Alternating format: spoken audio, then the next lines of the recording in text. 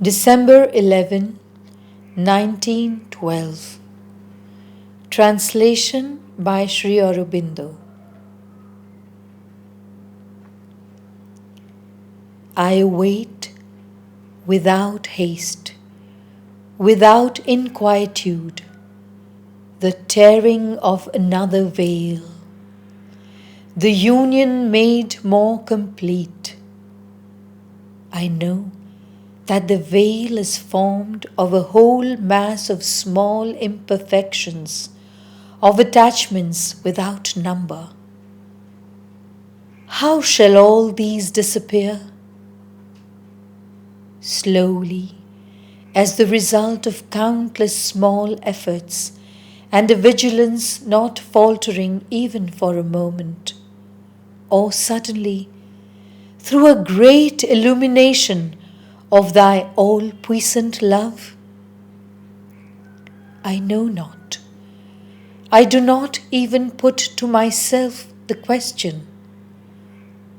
I wait, keeping watch as best I can, in the certitude that nothing exists save thy will, that thou alone art the doer, and I am the instrument. And when the instrument is ready for a completer manifestation, the manifestation will quite naturally take place. Already there is heard from behind the veil the wordless symphony of gladness that reveals thy sublime presence. February 5, 1913. Translation by Sri Aurobindo. Thy voice is heard as a melodious chant in the stillness of my heart, and is translated in my head by words which are inadequate and yet replete with thee. And these words are addressed to the earth and say to her, Poor sorrowful earth, remember that I am present in thee, and lose not hope.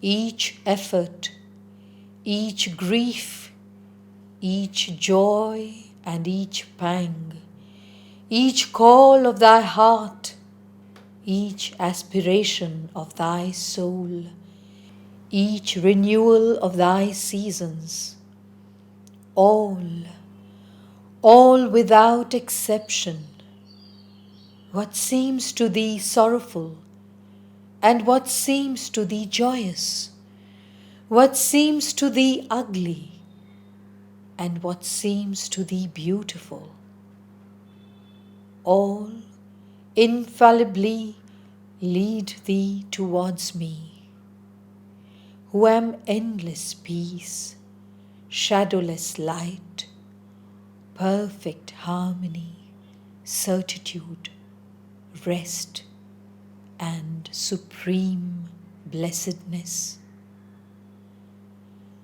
Hearken, O earth, to the sublime voice that arises. Hearken and take new courage. February 8, 1913. Translation by Sri Aurobindo. O Lord, thou art my refuge and my blessing, my strength, my health, my hope and my courage. Thou art supreme peace, unalloyed joy, perfect serenity.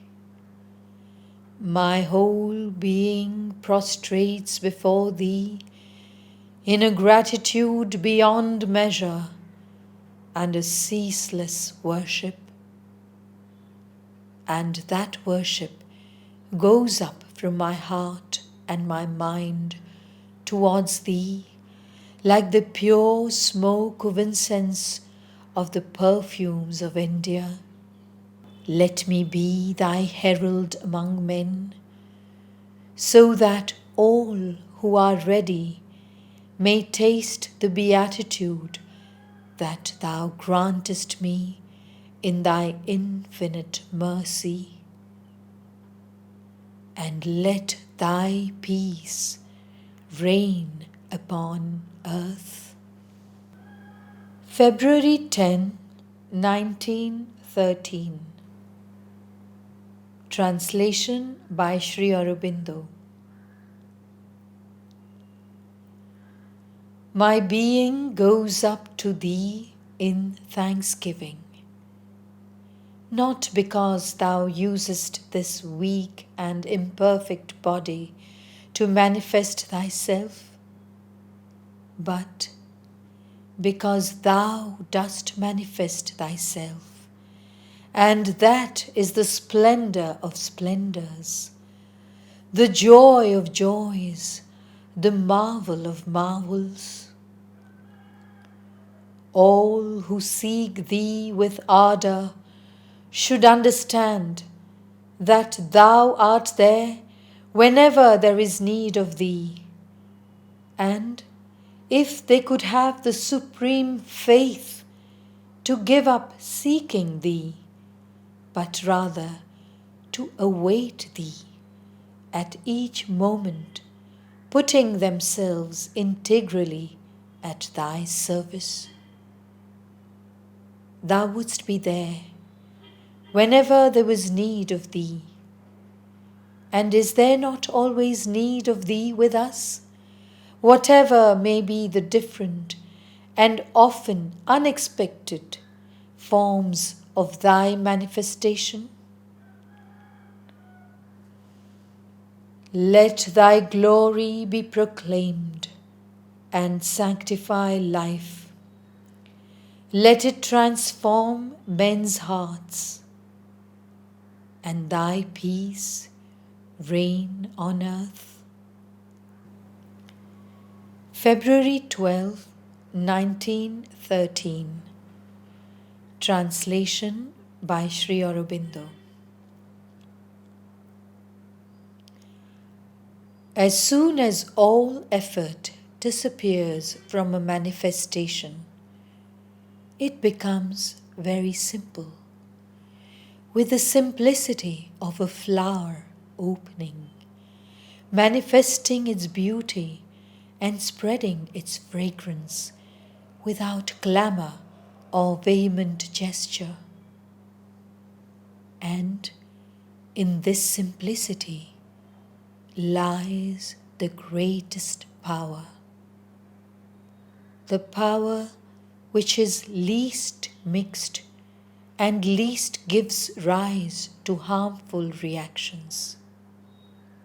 The power of the vital should be mistrusted.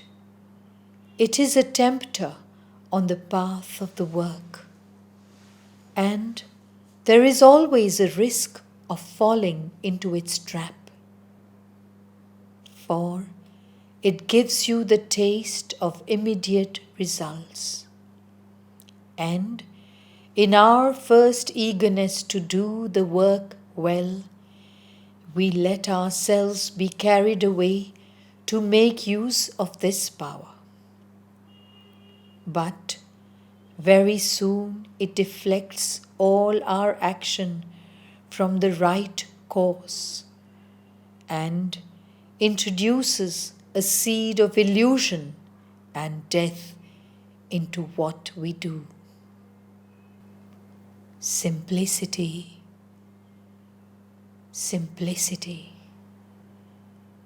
How sweet is the purity of Thy presence. March 13, 1913. Translation by Sri Aurobindo. Let the pure perfume of sanctification burn always, rising higher and higher, and straighter, like the ceaseless prayer of the integral being, desiring to unite with Thee so as to manifest Thee. May 11, 1913. Translation by Sri Aurobindo.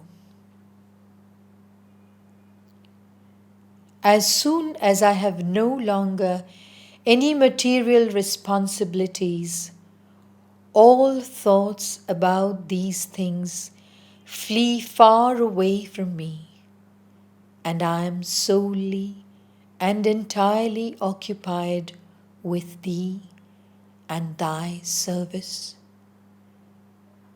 Then, in that perfect peace and serenity, I unite my will to Thine, and in that integral silence, I listen to Thy truth and hear its expression. It is by becoming conscious of Thy will and identifying ours with Thine that there is found the secret of true liberty and all puissance, the secret of the regeneration of forces and the transfiguration of the being. To be constantly and integrally at one with Thee is to have the assurance that we shall overcome every obstacle and triumph over all difficulties, both within and without. O Lord, Lord, a boundless joy fills my heart.